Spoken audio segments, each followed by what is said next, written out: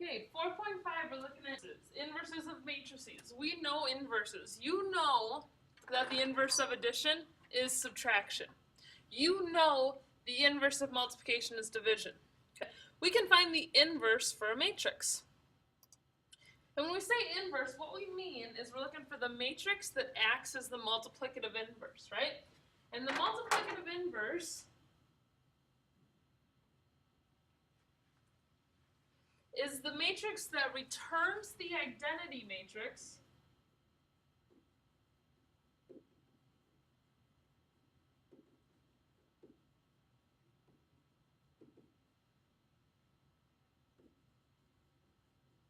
when we multiply.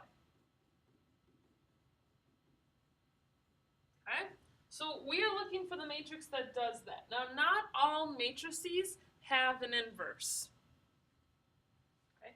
They don't all have an inverse. But if they do, this is how it works. If you start with an original matrix A, and you multiply it times A inverse, it should return the identity. Now, if you don't remember, the identity for a 2 by 2 looks like this. Along that diagonal, so for example, for a 3 by 3,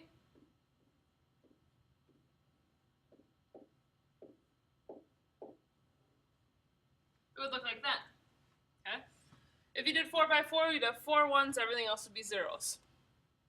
That's what the identity is. So what we have here is you start with an original matrix, multiply it by the inverse. That's what that little -1 symbol means. And it'll return the identity. Okay. We also need to be able to go the other way with this. The inverse times the original should return the identity. Okay, so we should be able to switch the order and get the same thing. And in fact, we use that to tell whether two matrices are inverses or not. So here's an example. Are these matrices inverses? -2, 2, 3, -4. And -2, 1, -1.5, -1. Okay? So let's test it out. We're going to multiply. If this is the original, and this is the matrix, or the inverse matrix, when we multiply, we should get the identity. When we multiply the other way, we should get the identity. Okay, so let's check it. -2 times -2 is 4. 2 times -1.5 is -3, so this is 1. -2 times -1, 2 times -1, 0. 3 times -2 is 6. -4 times -1.5 is, 3 times -2 is -6. -4 plus -1 times -1.5 is +6. 0. And 3 times -1, 4 times -1. So we got -3 plus 4. Okay. Just a quick recap. -2 times -2. 2 times -1.5. +2. -2. +6. -6. And +4. -3. Nope, I switched that around.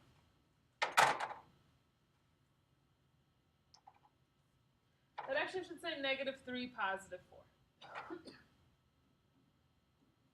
Just had my order backwards, my bad. Okay, so far so good. Let's check the other one. -2 times -2 is 4. -1 times 3 is -3. 4 minus 3 is not 2. That's a little bit embarrassing. 4 minus 3 is actually 1. Yeah, yep, usually is. Okay, then we go down the next one. -2 times +2 is -4. -1 times -4 is +4. We get a 0. -2 times -1.5 is +3. -1 times 3 is -3. That's going to be a 0. But I really hope this is a 1. -1.5 times 2 is -3. -1 times -4, +4. Look at that. Yes. are inverse matrices. We are pumped. That's good news. Okay, so now you try one. R1, 1, 0, 1, and 1, negative 1, 0, 1. Are those inverse matrices? You try it.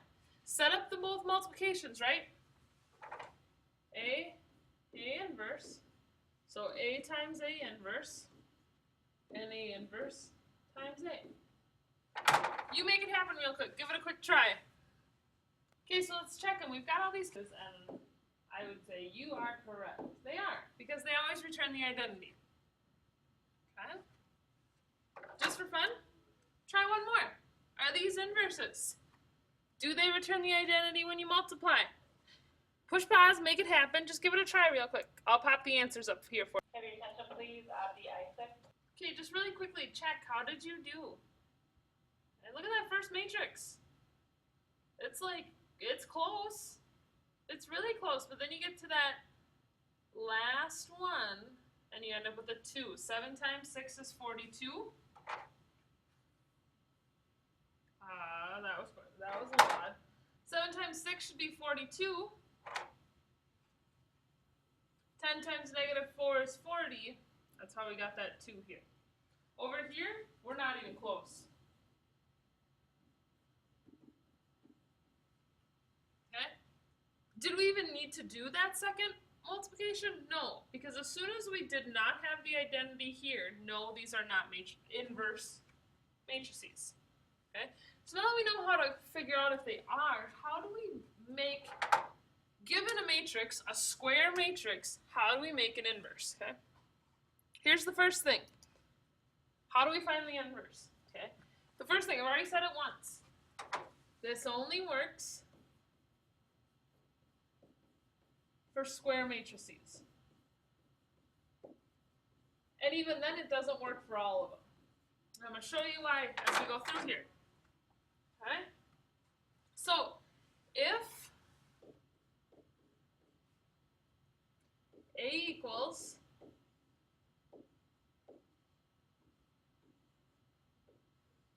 A, B, C, D, then A inverse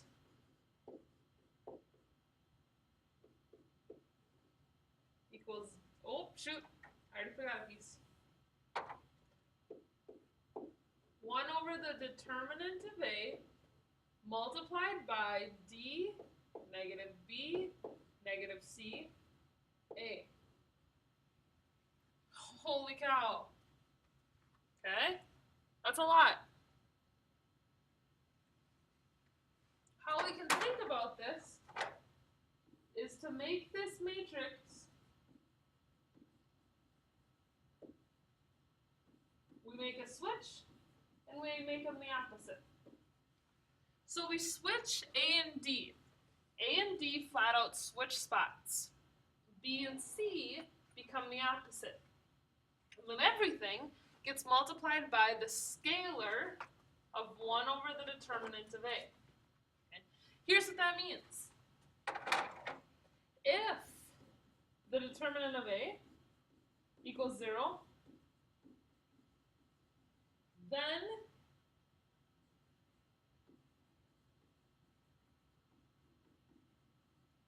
A doesn't have an inverse.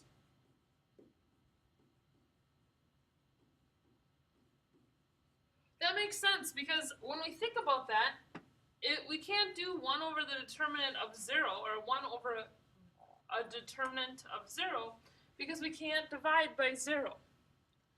That whole scalar becomes undefined.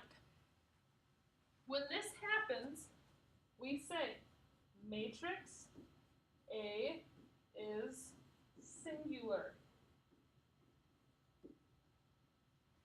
When that happens, matrix A is singular. There is no inverse. Okay? Let's look at how this works. Okay, so let's take a quick second and see how does this actually work. Come on, there we go. Okay? So here's an example for you. Here's an example. Here's my matrix, negative 2, negative 3, 7, 11. Okay. Negative 2, negative 3, 7, 11. The first thing we have to do is we have to know what the determinant is. Determinant is.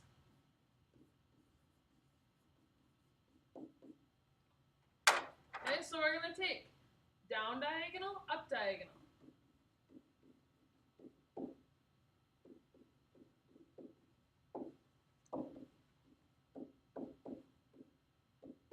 So the determinant of A is -1.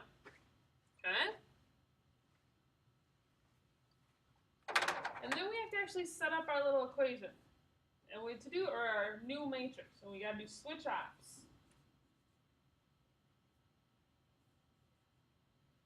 Switch ops means we switch A and D, switch -2 and 11, and then make the opposites for B and C. And then we're going to multiply that by 1 over our determinant.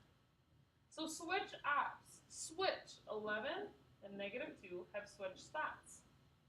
Ops, -7, because it used to be positive, and then -3 is going to become +3.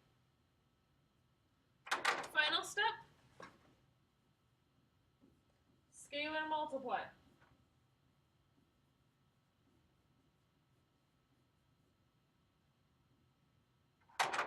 So the inverse here, now we actually have to do this 1 times -1, or 1 over -1, and distribute it in. That's an easy one to do, because this right here just equals -1. So we have -11, -3, +7, and +2. And right here,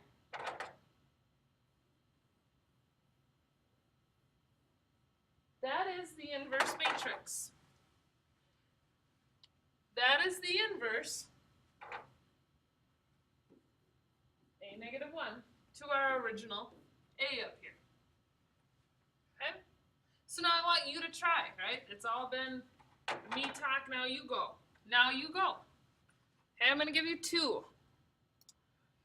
Find the inverse matrix if it exists. You'll know if it exists.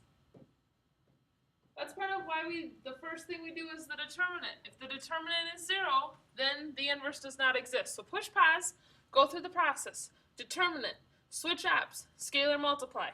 Go. Got the process set up, right? Process is totally set up. Now I want you to go. Determinant of A. Down minus up. Down is 8 and 8. Minus the up.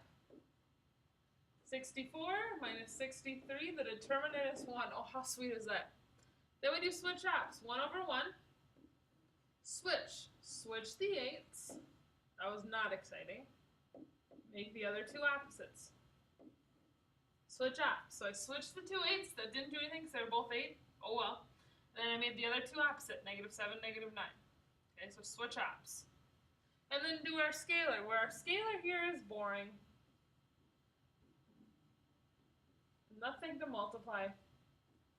Kind of a letdown, but hopefully you were able to get that for your inverse. If this is A, this is A inverse. Okay, let's do the second one. Determinant of A equals 4 times 3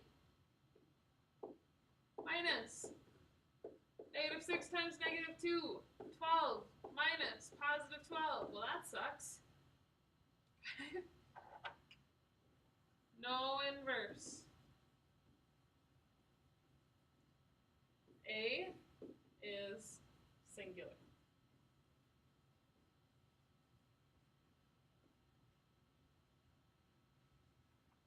I'm very sad. I like finding the inverse. Okay? This one doesn't have an inverse. Right here. Unfortunately, that kind of seals the deal. As soon as the determinant is 0, we are done. Okay? So you know how to check if 2 inverses or 2 matrices are inverses, and you know how to find the inverse if it exists. Okay? You are good to go.